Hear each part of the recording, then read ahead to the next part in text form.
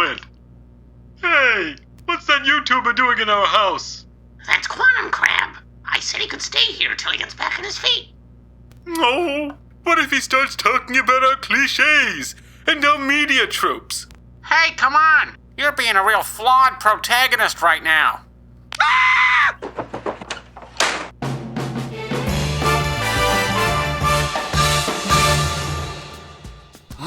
The Simpsons.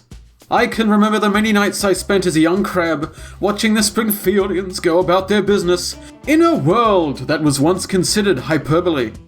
By the time I was born, The Simpsons was well past its heyday, and so my viewing experience was made up of a bizarre blend of classic and modern episodes. And even back then I thought, did the animation change? Now that I'm a certified animation critic, I think now's as good a time as any to look at the show's transition from the rough yet cozy charm of the classic era towards the clean yet sterile perfection of today.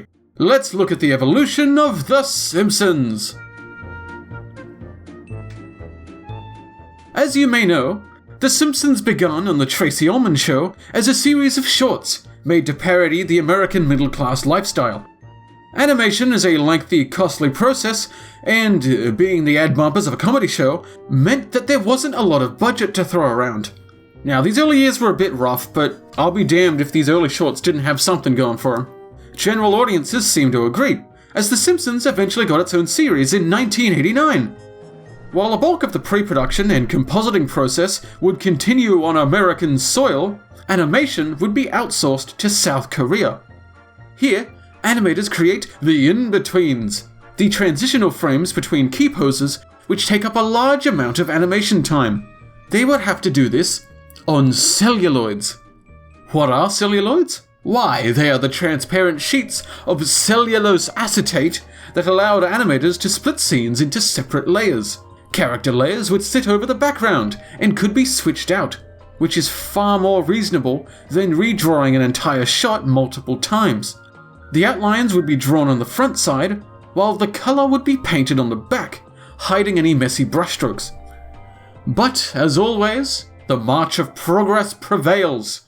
In 2002, the show switched to digital, where animators would scan paper drawings and color them digitally. With this, animation studios didn't have to worry about any dwindling supply of celluloids. Finally, in 2009, the series would undergo its last major change as it entered the typical 16:9 high-definition ratio. So after all that, it makes sense that the show that began in the early 90s would look different in 2024, and all those changes would be for the better, right? Well, no. Just because the show became more technically impressive doesn't mean it looks better. There's something about the old animation that stands apart. A certain je ne sais quoi. During the first few seasons of The Simpsons, animators played fast and loose with the character designs. It wasn't uncommon to see entirely unique camera angles or bizarre renderings of someone's appearance. This left the door open for some expressive animation, as there were no rules on how something would look. Sometimes a joke only worked because of the lively animation. But you're living in a world of make-believe, with flowers and bells and leprechauns and magic frogs with funny little hats. This combined well with the tangible art form of traditional celluloids, where tiny little mistakes would sneak in during production. Whenever a character made even a small movement, they'd jiggle slightly, as animators had to redraw the rest of the body while keeping the same pose. Kind of like seeing thumbprints in a stop-motion model. Or how about that drop shadow when the physical drawing was lit up by the studio lights? In fact, I made use of these telltale signs to make the video at the start look more convincing, despite being made in Blender. These quirks of the medium reveal the grueling effort from behind the scenes, where artists went above and beyond just to elevate a joke. Rough as it was, classic Simpsons felt alive.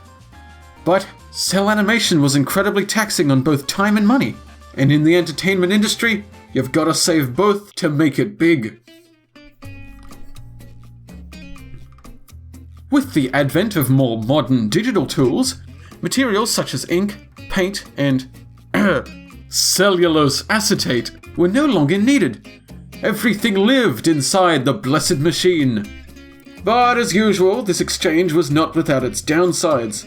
While modern Simpsons episodes are indeed more saturated and polished, something was lost along the way. The visuals are now just boring. The show's HD intro has garnered a bit of controversy for this. The scene where Maggie gets placed into the shopping trolley shows the best of the old seasons and the worst of the new. I mean, come on, Marge's animation is night and day here. Over the years, the show began adhering to strict visual guidelines. Characters are now painfully on model at all times, rarely breaking from the show's signature 45-degree angle. Gone is the spontaneity of the older episodes. Anytime the show breaks away from the norm, you can expect it to feel extremely calculated and soulless. I hope you like whatever the heck this is. Take this shot from Season 35's Iron Marge.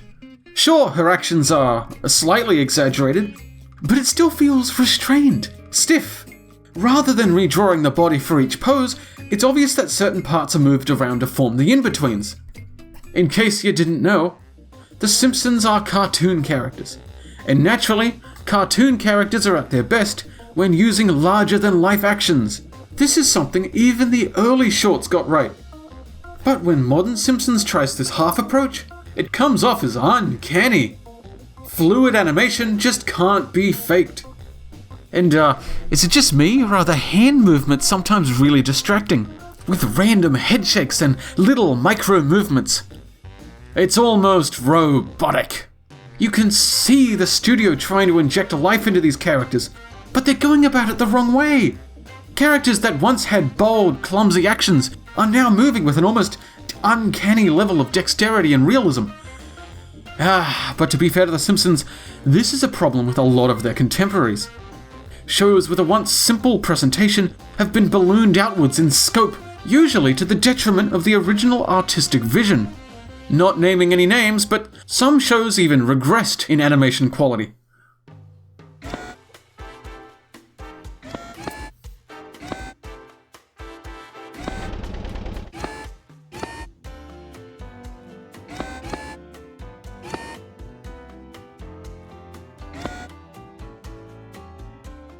Yeesh. Is this just what happens when digital animation takes over? Well, no. Digital animation can still look appealing in the right hands, but it does lower the bar for entry and gives companies more tools to simplify the production process. Returning to the 90s workflow just to make the show look like it used to would be downright idiotic, because part of the charm of the classic Simpsons comes from nostalgia.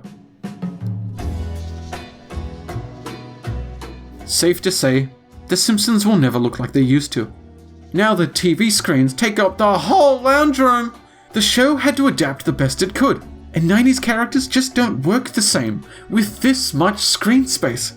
But in a world where adult cartoons are crapped out to turn a profit, I can't help but feel warm and fuzzy when I see an early Simpsons episode so full of soul. If the modern seasons are like sitting in a shopping mall on a steel bench, then the classic seasons are like sitting under a blanket with a hot cup of cocoa.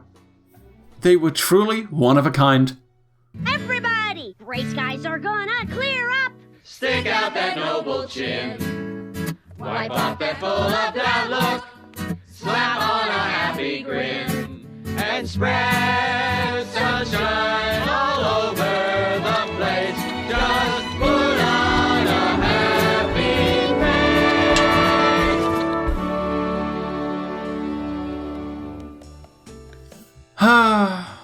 If you enjoyed today's broadcast, make sure to like and subscribe so you can keep up with my videos. I'll see you all next time.